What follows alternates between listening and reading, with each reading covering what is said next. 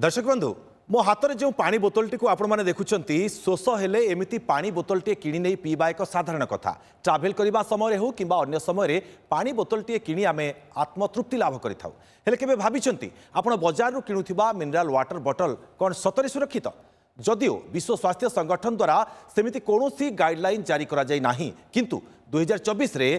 proceedings of the national academy of sciences बा PNS एवं journal of hazardous materials journal रे प्रकाशित अध्ययन अनुसार बोतल पानी रे प्रति लिटर रे 2,40,000 माइक्रोप्लास्टिक कणिका मिलिथिला जहार 90% थिला नानो प्लास्टिक